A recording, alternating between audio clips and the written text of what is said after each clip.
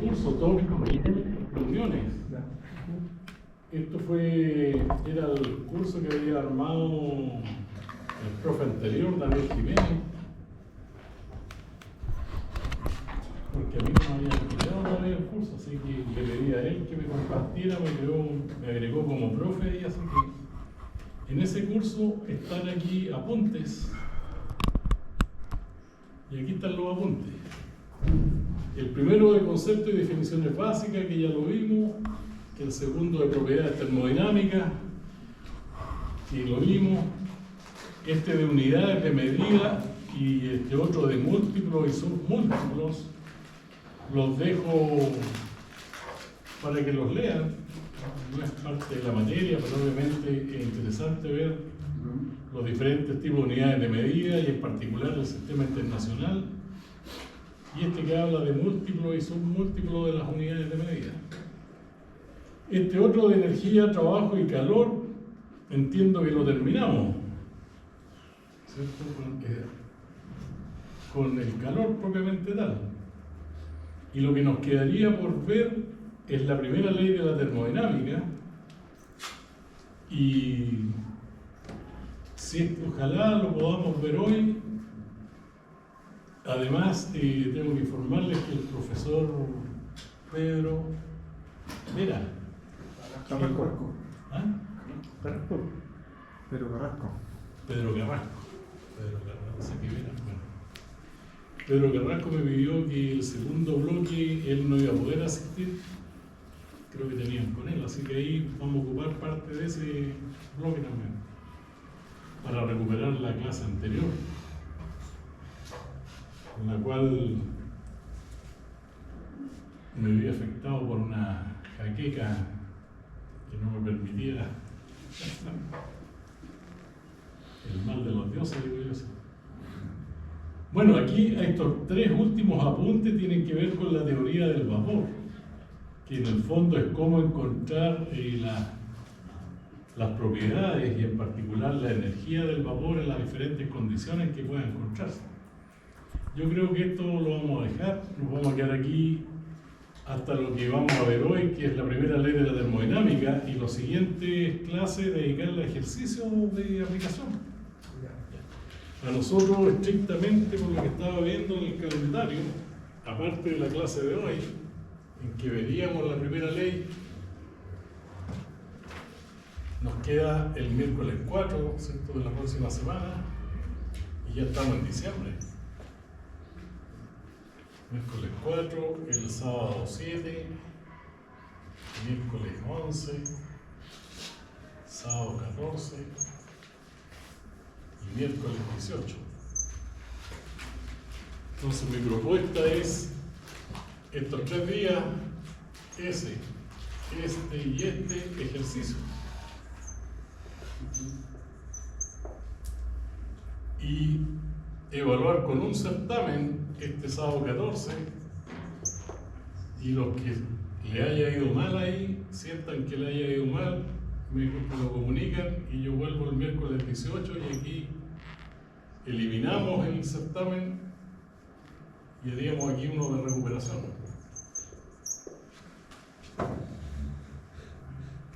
¿Y cuál es la nota de esto? ¿Les parece eso? Profe, pero con el programa del segundo semestre, de lo que hace usted, eran dos evaluaciones. Claro, pero es que por razones de tiempo, quedémonos con una nomás. ¿Cómo se evaluaría después? Porque cada nota tiene un porcentaje. Claro, y este curso no tiene el laboratorio. Entonces, el profesor Daniel Jiménez, él evalúa con un 50%, él ve cómo lo constituye, y yo, Gastón Hernández, el otro 50%, que podría ser 1, 2, 3, 4 certámenes, tareas, test, etc. Pero por razones de tiempo, digamos, quedémonos con uno, y en el evento que les vaya mal, se borra ese.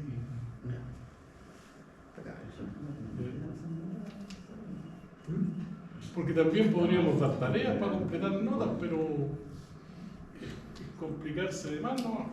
Certamen.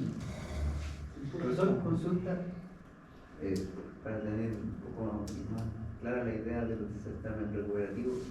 Si nosotros el día sábado 14 hacemos el primer certamen y cualquiera de nosotros considera que fue mal, ¿es la consideración propia de nosotros ante el certamen o usted va a entregar la nota antes del día miércoles y ahí vamos a tener Claro, yo el día lunes podría publicarla.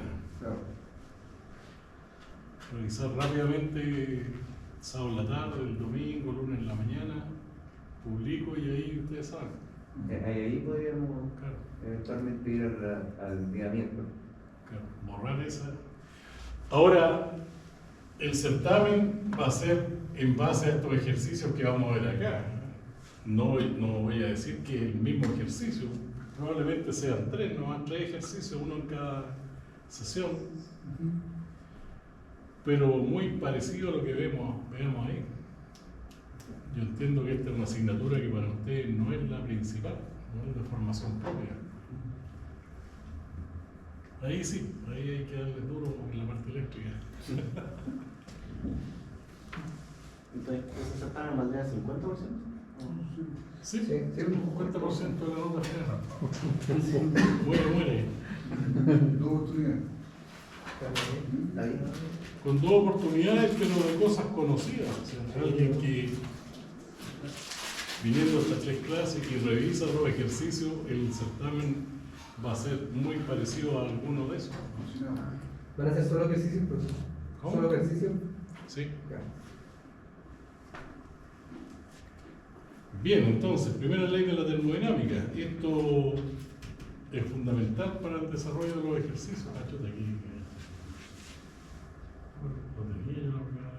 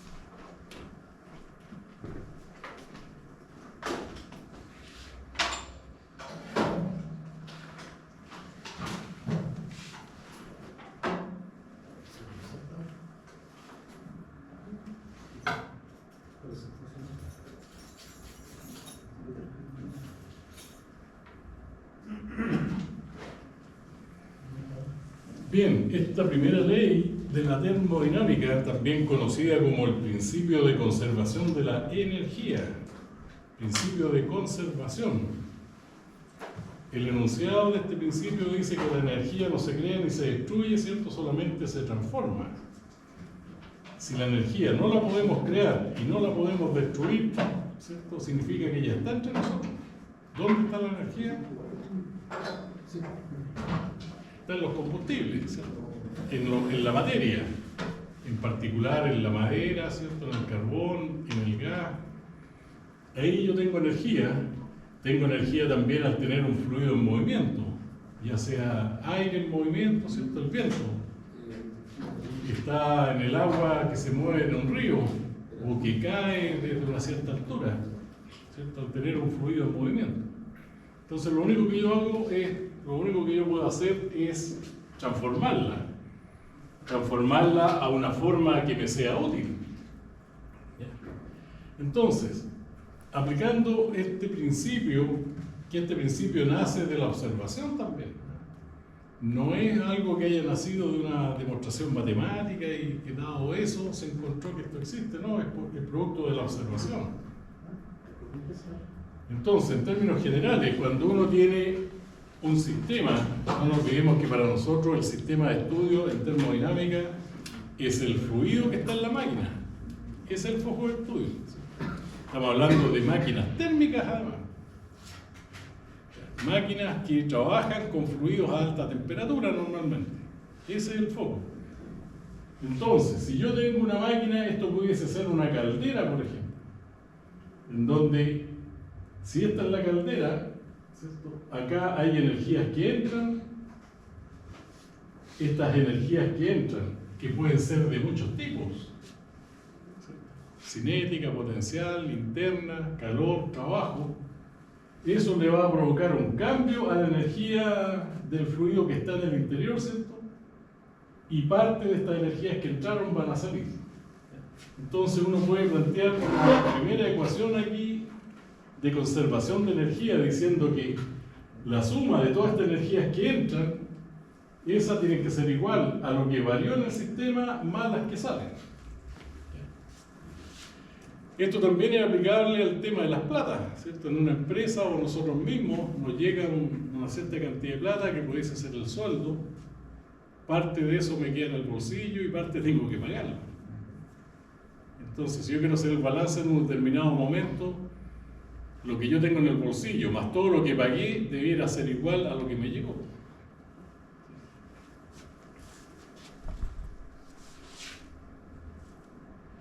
Entonces acá, hablando de sistemas, ¿cierto? Termodinámicamente, los sistemas nosotros dijimos que los podíamos separar en dos grandes tipos, ¿cierto? Pensando en sistematizar esto y generalizarlo al total de máquinas. Había sistemas o máquinas en las cuales hay fluido que ingresa y fluido que sale.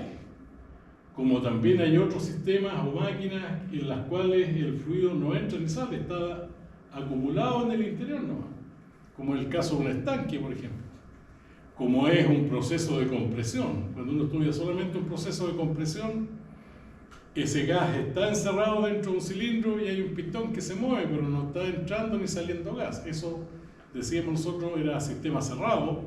En cambio, cuando entraba fluido y salía fluido de esa máquina, le llamábamos sistemas abiertos. Y ahí teníamos el caso de las calderas, ¿cierto? Que entra agua líquida, sale convertida en vapor. El caso de una bomba, entra agua, sale agua. El caso de un compresor, entra aire, sale aire. El caso de una válvula. Bueno, un sinfín de equipos. Entonces, el análisis aquí se separa para estos dos tipos de sistemas, para los sistemas cerrados y para los sistemas abiertos. ¿Por qué se separa? Porque en primer lugar lo vamos a ver aplicado a los sistemas cerrados. En el caso de los sistemas cerrados, nosotros dijimos, no hay fluido que ingrese ni fluido que salga de acá. Entonces, no están estas energías asociadas al fluido. La materia, dijimos nosotros, tiene 4 tipos de energía, ¿cierto? Cinética, si se mueve la materia o el fluido es materia. Tiene energía potencial, si está en una cierta posición. Si tiene presión, temperatura, tiene lo que llamábamos energía interna, ¿cierto? Y si la materia particularmente fuese un combustible, cuando este se quema, se combustiona, ¿cierto? Y libera una gran cantidad de energía. Entonces, la materia propiamente tal, si se mueve, si aquí entra fluido, bueno, entrará energía cinética. Si sale fluido a una cierta velocidad, saldrá energía cinética, o la energía cinética será parte de estas energías que salen. Lo mismo, si este fluido entra en una cierta posición, si que entra fluido, bueno, también tendrá energía potencial y obviamente si toda la materia tiene temperatura, ¿cierto? Y dependiendo de la magnitud, tendrá un cierto valor de energía interna también, que estará ingresando o saliendo. Además, este sistema podrá estar intercambiando con el ambiente las dos formas de energía que vimos que le llamamos energías de transferencia, que son calor y trabajo, ¿cierto? De aquí de afuera yo puedo estar quemando un combustible que afuera y bueno, hacerle llegar calor al fluido que está dentro de la máquina, ¿cierto? O aquí esta máquina, si tiene un rotor y hay un eje en rotación, bueno, la máquina estará rechazando trabajo, como el caso de una turbina, por ejemplo. Esas serían energías de transferencia, calor y trabajo. Y este fluido que está en el interior, producto de estos intercambios, como lo que está en el interior es fluido, las energías que pueden cambiar ahí son cinética, potencial e interna. Dejamos de lado la energía química, ¿cierto? Que es lo que llamamos poder calorífico del combustible técnicamente, y nos concentramos en esas tres nomás. Entonces, primero, si yo separo esto, el análisis, pensando primero en los sistemas cerrados, ¿cierto? Primera ley para sistemas cerrados. Aquí lo primero que nosotros vamos a suponer, ¿entendido? Primero, ¿cierto? Tener claro que los sistemas cerrados aquí no entran ni salen fluidos. Entonces, las únicas dos formas de energía que yo puedo intercambiar son calor y trabajo. En este caso, nosotros teníamos un convenio de signo para las energías, teniendo claro que el valor mínimo que puede tener una energía, ¿cierto?, es 0. El signo negativo a nosotros en una energía lo único que nos indica, de acuerdo a nuestro convenio y el que nosotros adoptamos, es que desde el equipo se está rechazando energía, está saliendo desde el equipo, desde el fluido, lo está perdiendo. En este caso está recibiendo calor y está recibiendo trabajo. Este es un primer supuesto que estamos haciendo aquí. Y para no olvidarnos que aquí nosotros estamos suponiendo que estas dos energías ingresan, aquí debiera haber un signo positivo arriba, un superíndice positivo. Con el tiempo se me borró.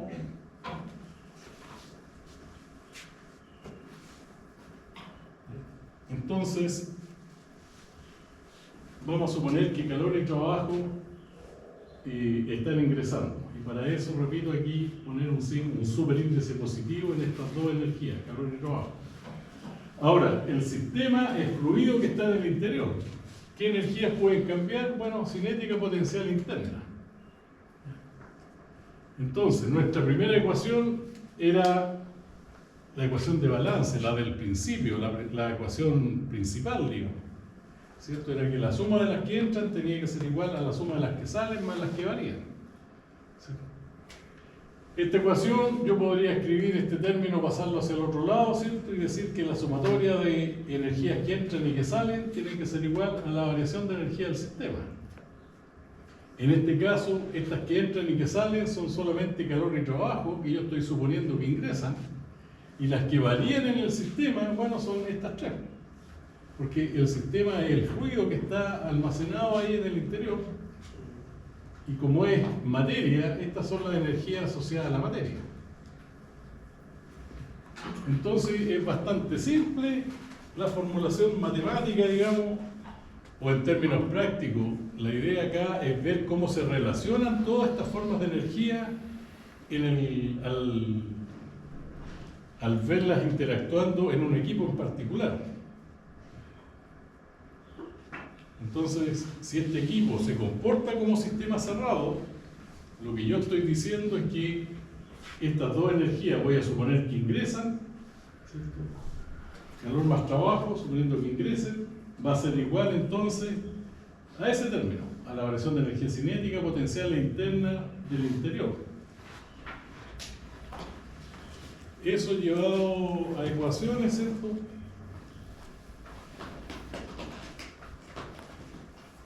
Nos va a quedar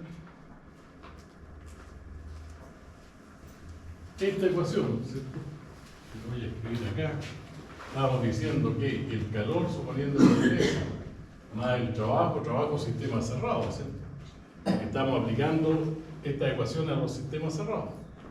Igual a la variación de energía del sistema, pero eso era la variación de energía cinética, más la variación de energía potencial, más la variación de energía interna. Pero tal como dice en el apunte ahí, lo más normal es que si esto fuera un estanque, por ejemplo, el fluido que está en el interior no se está moviendo con una cierta velocidad, está en reposo. Así que ese término es 0. El estanque está pernado al piso, o por peso propio está fijo al piso, así que no está cambiando su posición, ese término es 0. Entonces, producto de los intercambios de calor y trabajo que pueda estar sufriendo el fluido, esto va a ser igual a la variación de energía interna. Y así queda más resumida la expresión de la, digamos, primera ley de la termodinámica aplicada a los sistemas cerrados.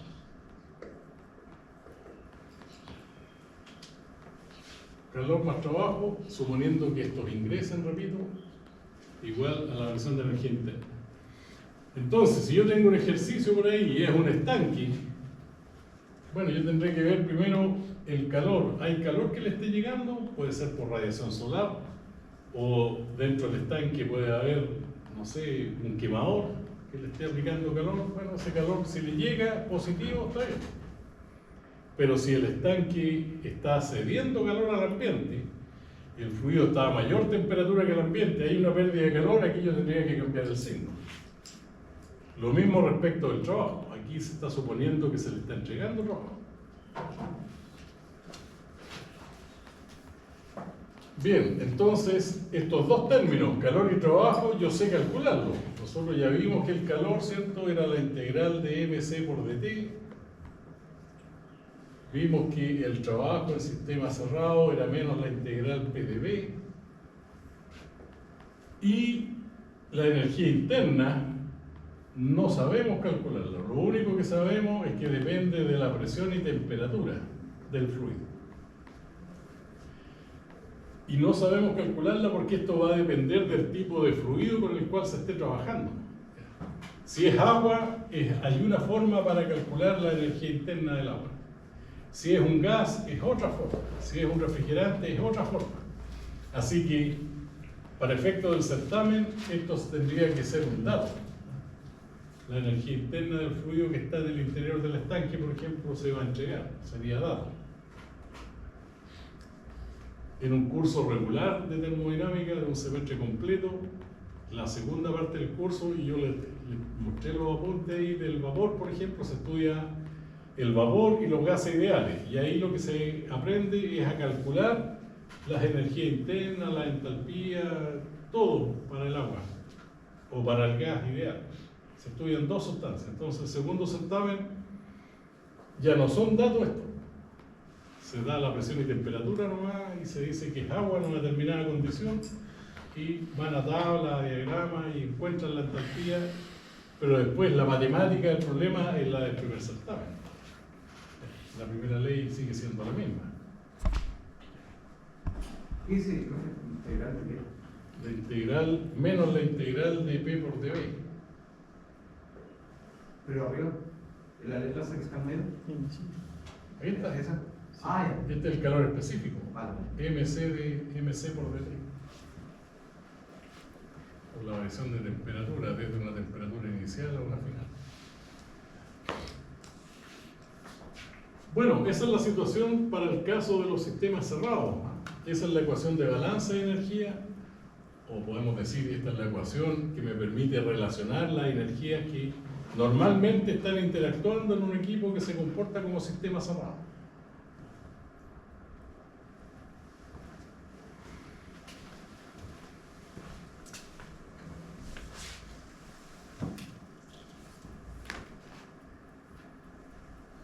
Ahí están las ecuaciones de cálculo, ¿cierto?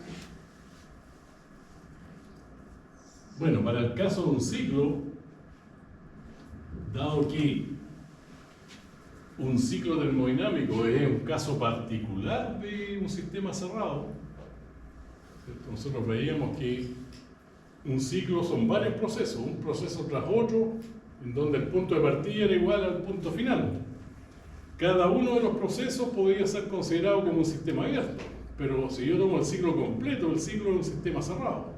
Y dado que el punto de partida es igual al punto de llegada, digamos, es el mismo punto, la energía interna, al evaluarla, hay que evaluarla en el mismo punto. Entonces, final menos inicial, si el punto es el mismo valor, por lo tanto la variación de energía interna se hace cero para el caso de un ciclo.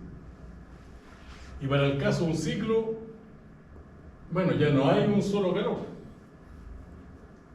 Antes de eso, esto que hemos visto aquí es para un proceso, para un equipo en particular. Un ciclo tiene varios equipos que están conectados, interconectados.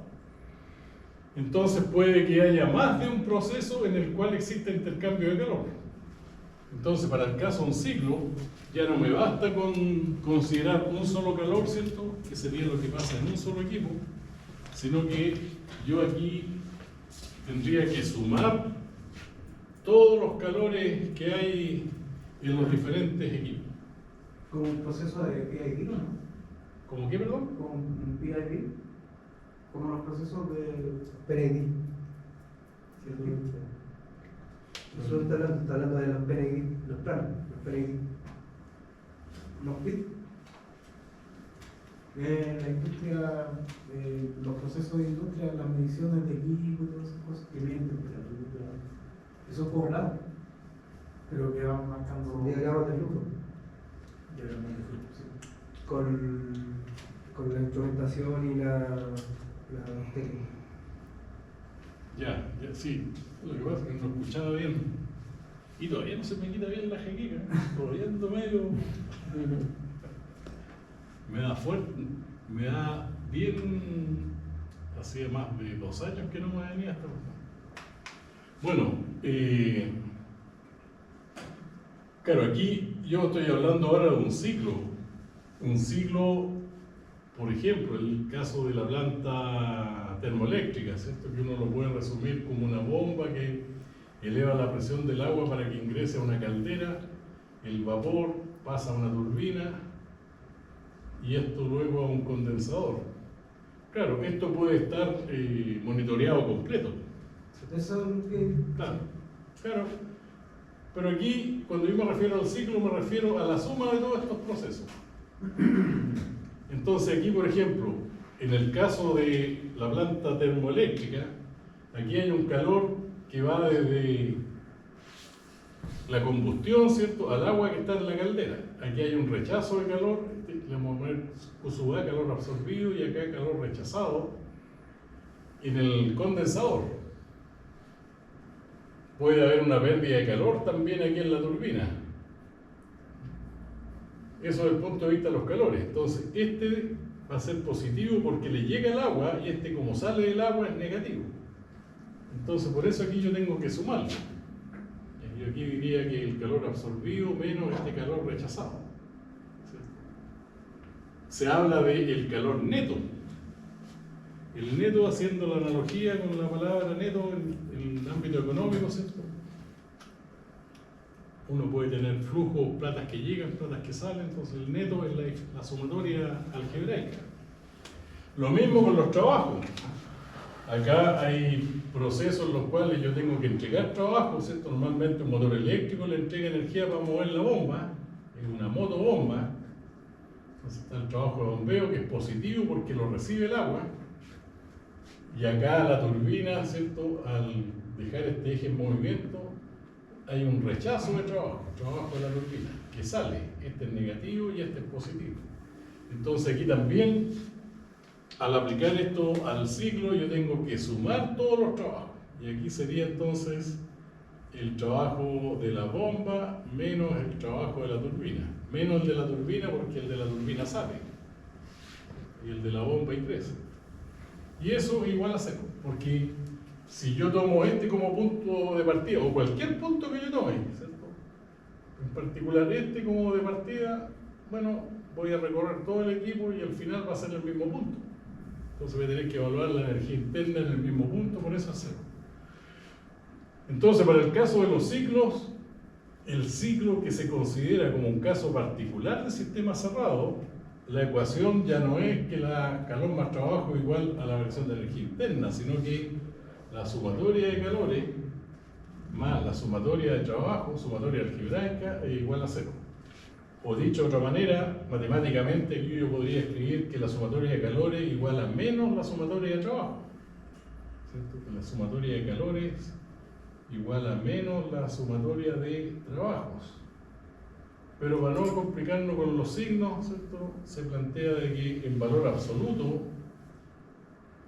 el valor numérico, digamos, de la sumatoria de calores es igual al valor numérico de sumatoria de trabajo. Es decir, si yo me doy el trabajo de calcular la energía en cada uno de los procesos que tengo acá, si quiero saber que esto está bien calculado, yo debería tomar todos los calores que calculé con su signo correspondiente, sumarlo, y si eso me da 315, y luego hago lo mismo con todos los trabajos con su signo correspondiente, debiera darme 315 también, o menos 315 si ustedes quieren. Así yo me aseguro que Está todo bien calculado. Esta es una cosa que se cumple en el caso de los ciclos. Bien, ya que estamos hablando de ciclos, aquí está la separación entre los ciclos de trabajo y los ciclos de refrigeración. Nosotros dijimos en algún momento que íbamos a trabajar solamente con los ciclos de trabajo, que son aquellos que tienen como objetivo transformar calor en trabajo, como lo que pasa en el motor de un auto, ¿cierto? El calor producto de la combustión de la benzina o del petróleo se transforma en la rotación del eje cigüeñal, que finalmente ese movimiento, ese giro de ese eje a través de los diferenciales, etcétera, se lleva a la rueda y tengo el movimiento al auto. Calor en trabajo. Lo mismo acá en la planta térmica. Yo quemo carbón en la caldera, ese calor se lo paso al agua y finalmente tengo trabajo aquí en la turbina.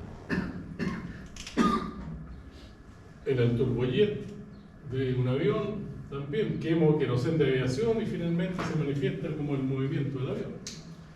Calor en trabajo. Ese es el objetivo de los ciclos de trabajo.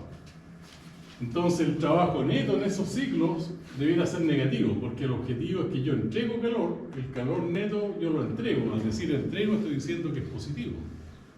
Y el ciclo me debiera dar que el trabajo neto fuese negativo. Bueno, en estos ciclos de trabajo, lo que vamos a hablar a continuación tiene que ver con los ciclos de trabajo y es una conceptualización de lo que pasa en estos ciclos.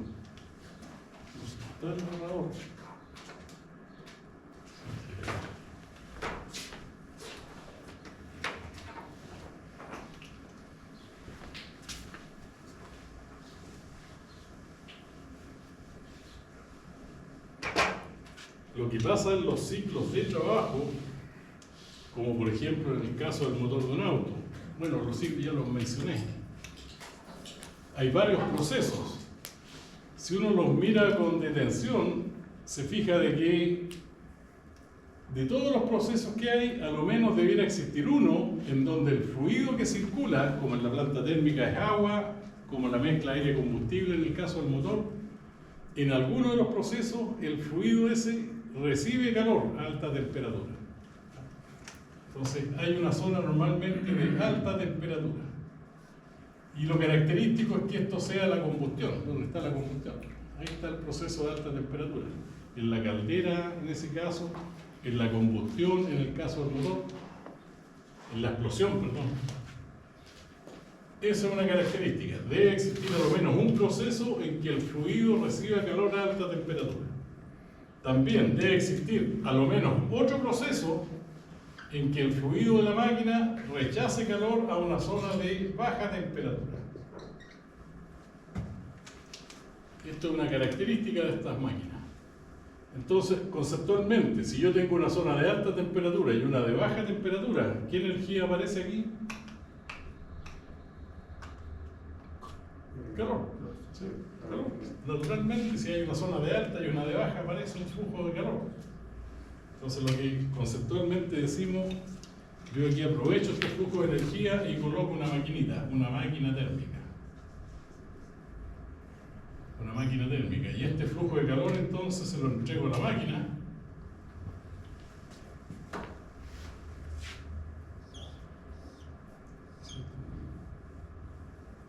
Se lo entrego a la máquina y la máquina térmica lo transforma una parte en trabajo neto,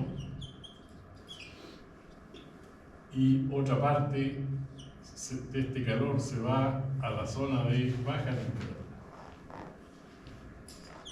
Hay un rechazo de calor. Entonces este de acá sería el calor que se ha absorbido, este es el trabajo neto, y este es el calor que se rechaza.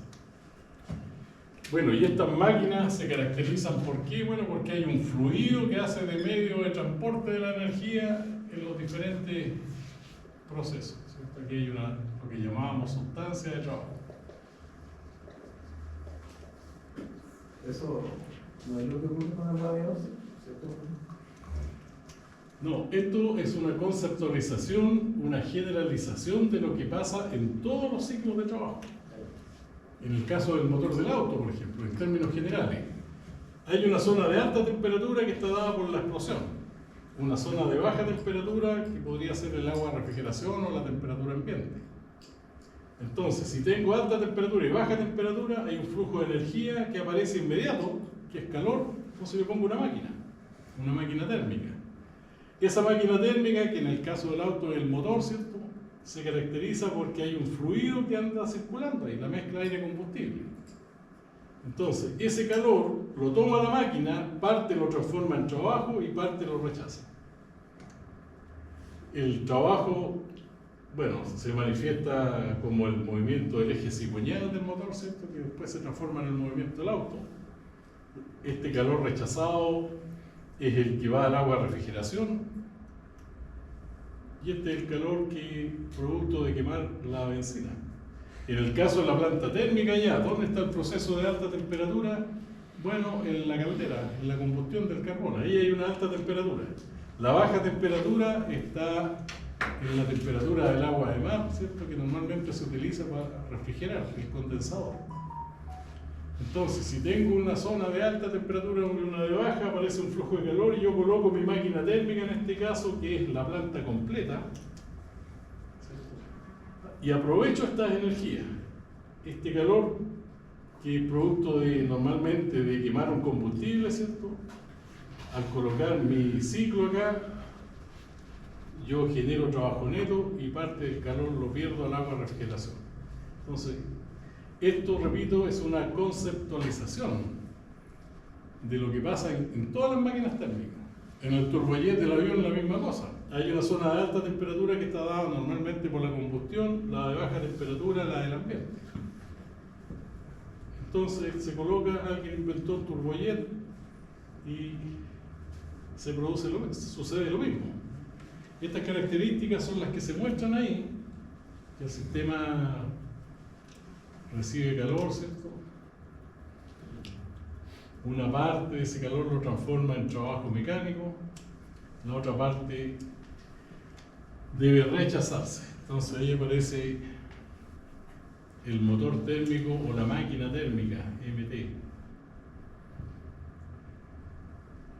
Y allí estaría el balance de energía, ¿cierto?, el trabajo neto, que es la diferencia de los calores, porque aquí decíamos que finalmente la sumatoria de trabajo es el trabajo neto, la sumatoria de calores, bueno, el calor absorbido menos el rechazado. Siempre se da cuando se presenta el calor como cambio de temperatura. Claro, el calor es una forma de energía que aparece cuando hay una diferencia de temperatura. Ahí se manifiesta esa energía. Las plantas nucleares dentro de este. Claro, las plantas nucleares, hay plantas térmicas en donde mediante la reacción nuclear, esa es la que aporta el calor que llega al agua. Entonces se habla de planta nuclear porque entre comillas, la combustión, que es la fisión, entiendo que se llama, y está el proceso de generación de calor. Entonces, conceptualmente, eso es lo que ocurre en todos estos ciclos de trabajo cuyo objetivo es transformar calor en trabajo. Calor que es una energía que aparece al existir una diferencia de temperatura, pero si yo tengo calor, que normalmente uno lo genera quemando un combustible, aparte de poder acercarme y calentarme, ¿cierto?, no me sirve para mucho más. A mí lo que yo quiero mover es equipo. Y ese calor, bueno, lo aprovecho aquí en la caldera, se lo paso al agua y el agua en la turbina. Y aquí lo transformo en trabajo, ¿cierto? Y este trabajo se lo acoplo a un generador eléctrico y tengo electricidad, por ejemplo. O en el caso del motor, ¿cierto?, con los 4 tiempos, después de la explosión, la expansión, se mueve el pistón y ese movimiento del pistón se transforma en el movimiento del eje rotador, ¿cierto?, un movimiento lineal lo transformamos a través de la biela en el movimiento de rotación del eje cigüeñal. Y ahí uno transforma calor en trabajo. Entonces, teniendo clara esa conceptualización, aquí yo podría calcular el rendimiento térmico del ciclo. El rendimiento térmico, que sería un indicador, digamos, de la eficiencia, rendimiento térmico. ¿Qué es lo que yo estoy entregando aquí? ¿Qué estoy invirtiendo? Calor. Entonces, calor absorbido. ¿Y cuánto es lo que yo obtengo? Es lo que pongo en el numerador, ¿cierto? El trabajo neto. Eso es lo que yo quiero obtener, trabajo neto, a partir de lo que estoy entregando, que es el calor que llegó a la máquina y que lo obtengo producto de quemar un combustible. Como los rendimientos no pueden ser negativos, porque el trabajo neto es negativo, ¿cierto? Normalmente se pone en valor absoluto aquí y lo multiplicamos por 100 para que esto quede en porcentaje. Entonces, en el caso de las máquinas térmicas, estos rendimientos, ¿de qué orden son? ¿De qué orden creen ustedes que son estos rendimientos en las máquinas térmicas? 40, 50%. 40 como máximo. Son malos los rendimientos. Por eso, y además que son procesos contaminantes, lo que pasa en los autos actuales, digamos. La electromovilidad ya viene. Las centrales termoeléctricas tienen fecha de muerte al 2030, ¿no? No más centrales térmicas, por eso Chile está plagado de centrales, no centrales, parques eólicos, plantas solares al norte. Hay una conversión, bueno, por los efectos también contaminantes. Así que la termodinámica va a cambiar en poco tiempo.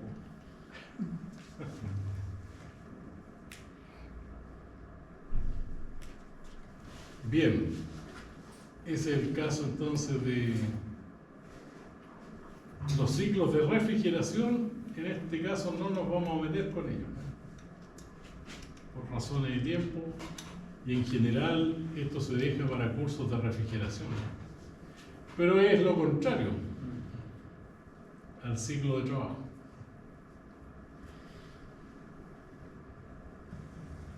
La eficiencia, ciclo.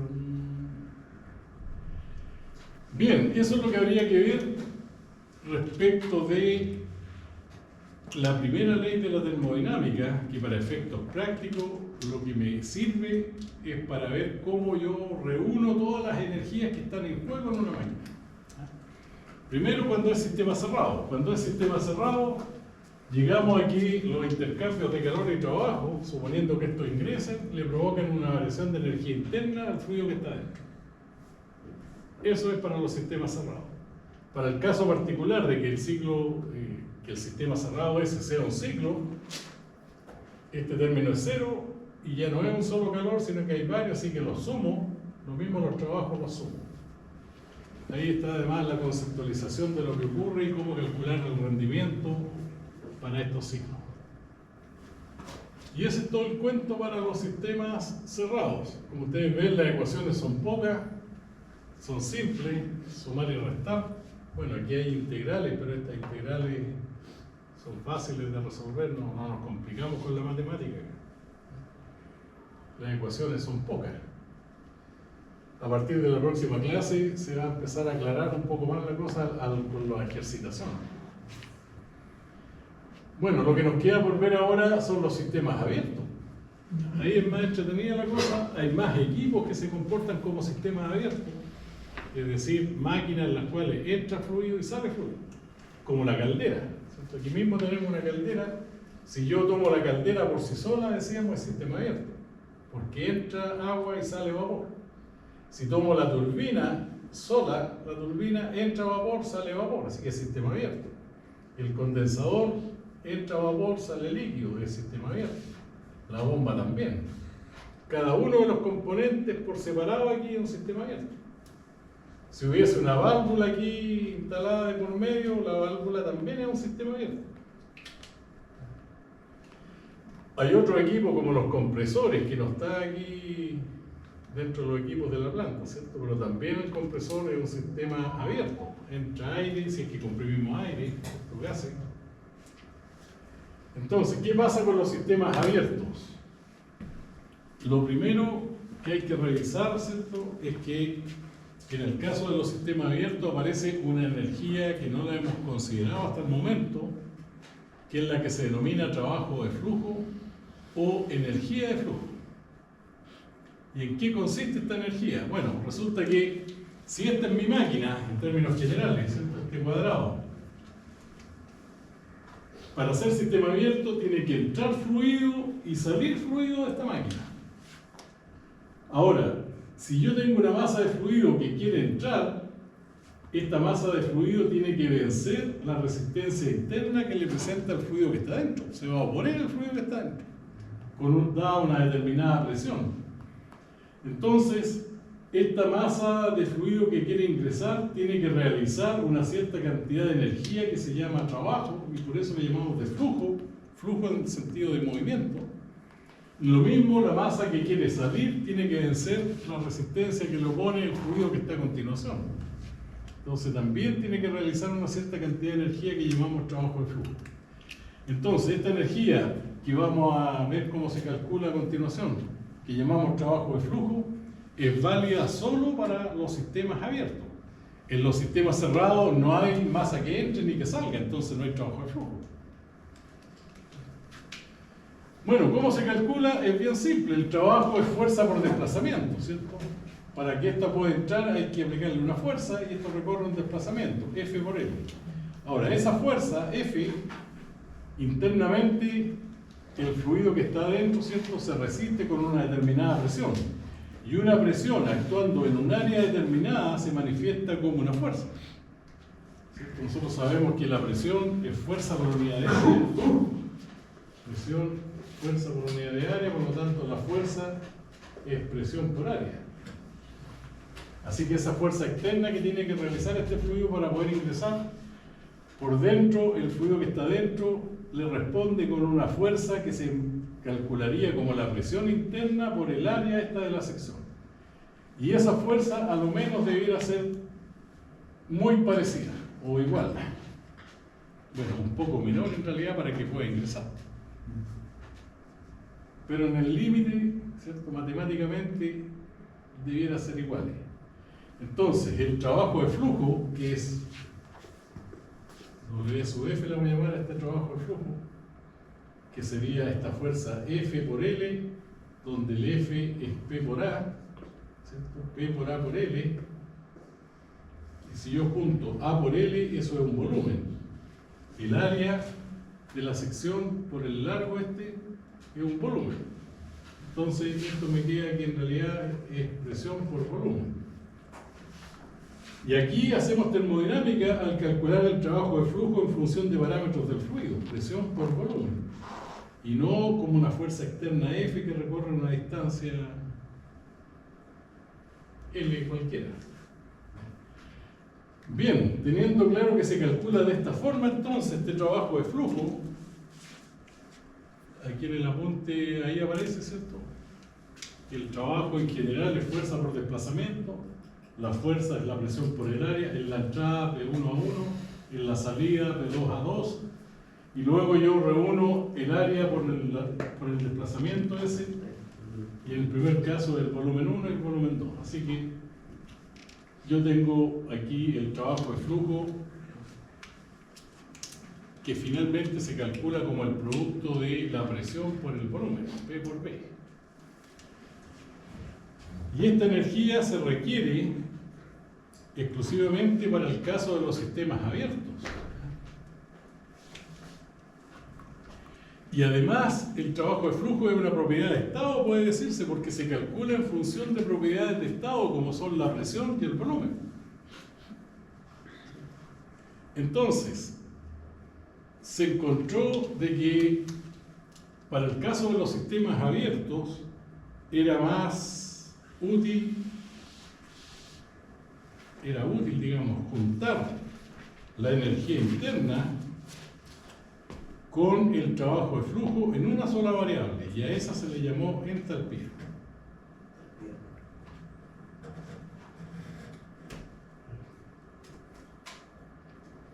entalpía. Entonces, como ustedes ven aquí, la entalpía es lo mismo que la energía interna que se ha incrementado nomás en este trabajo de flujo. No es que la entalpía sea una variable diferente, como lo es la viscosidad, como lo es la densidad, ¿cierto? Sino que es la reunión de dos propiedades de estado, ¿cierto? La energía interna, que esta es la energía que tiene el fluido dado que tiene presión-temperatura, es la energía de tipo térmico que tiene la materia, ¿cierto? Porque hemos dicho que la materia, ¿cierto?, tiene 4 tipos de energía, ¿cierto? Cinética, potencial, interna, que esa es la de tipo térmico. Pero ahora es conveniente sumarle esto, ¿eh? Es más práctico. Entonces la entalpía está asociada a la energía térmica de un cuerpo fluido y depende de la presión, temperatura y volumen. ¿Cierto? Presión, temperatura y volumen. La presión se repite ahí. Que posee un sistema. El sistema es el fluido en un estado termodinámico cualquiera. Entonces, para el caso de cuando trabajamos con sistemas cerrados, que no entra fluido a la máquina, ni sale, ¿cierto? No entra ni sale, ahí la energía térmica del fluido va a seguir siendo la interna.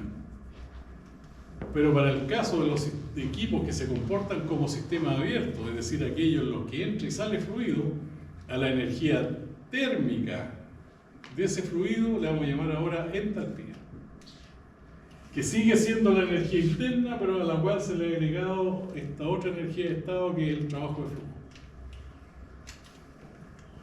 Entonces, ojo, la entalpía no es más que la energía de tipo térmico que tiene el fluido, pero para el caso particular de que ese fluido esté interactuando en una máquina que se comporta como sistema abierto. Es más práctico hablar de entalpía que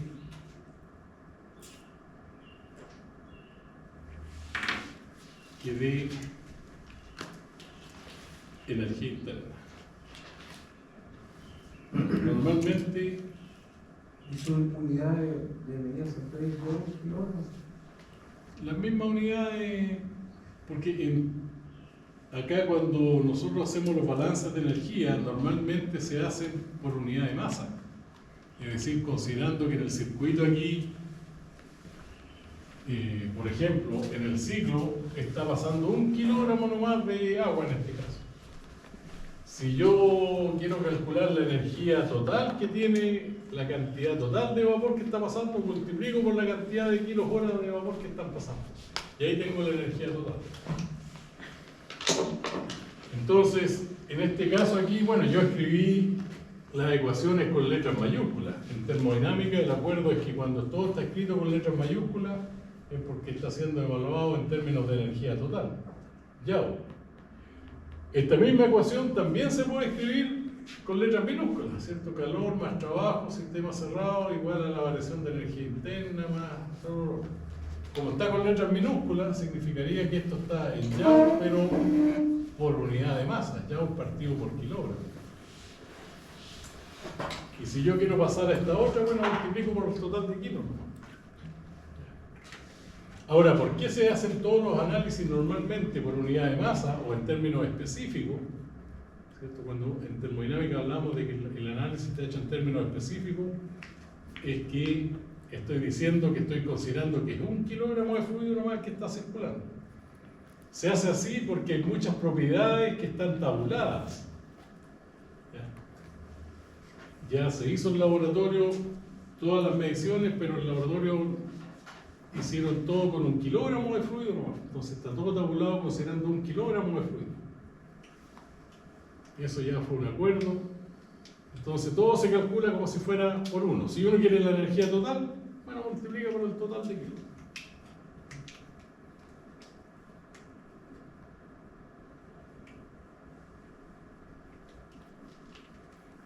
Estaba pensando en el caso de la cocina, por ejemplo. Si mi familia es de 4 personas y les gustan las papas, uno dice, bueno, para la semana, una papa diaria por persona, son 7 por 4, son 28, esos son como 4 kilos. Entonces, pero primero lo hago por persona. calculo cuánto es el consumo por persona y después multiplico por el total de personas. O cuando uno estaba alojando y hicimos una... Pensando que todos comen eso. Claro, todos iguales, claro. O cuando uno quiere hacer una fiesta, ¿cierto? Chuta, ¿cuánto me va a costar esto? Bueno, ¿qué vamos a hacer? ¿Cuánto consume una persona? El copete, menos promedio, media botella de vino por cada uno. Hay 30, son 15 botellas. Entonces primero uno calcula por persona, por unidad. Lo mismo en la carne, se acostumbra a decir de que son 4 personas por kilo. ¿Cierto? Si tengo 50 personas, por hacerlo más fácil, 40 personas, y con 1 kilo de carne alimento a 4, si son 40 son 10 kilos. Entonces, pero primero uno hace el análisis específico, usando el lenguaje termodinámico, es decir, por persona, por unidad. Aquí por kilogramo de fluido. Y en términos de nuestro acuerdo, eso es con letra minúscula cuando estamos con letras minúsculas se escriben las ecuaciones cuando están siendo evaluadas en términos específicos y con mayúscula cuando es la total. Bueno, normalmente esto es lo que vemos en 1 hora de clase. Y porque ahora aquí entramos a la segunda parte, que es la primera ley, pero aplicada ahora a los sistemas abiertos. Así que les propongo un descanso de 5 minutos y seguimos al tiro. Y después tienen más clases, ¿no? No. Claro, porque lo ideal sería que termináramos. No nos va a faltar otra clase. Porque vamos a ver la primera ley después aplicada a los sistemas abiertos. Y después vemos esa ley aplicada a los diferentes equipos en particular. Pero podemos andar rápido y lo podemos ir viendo también en paralelo con los ejercicios de las clases siguientes. Ya, pero paremos 5 minutos aquí.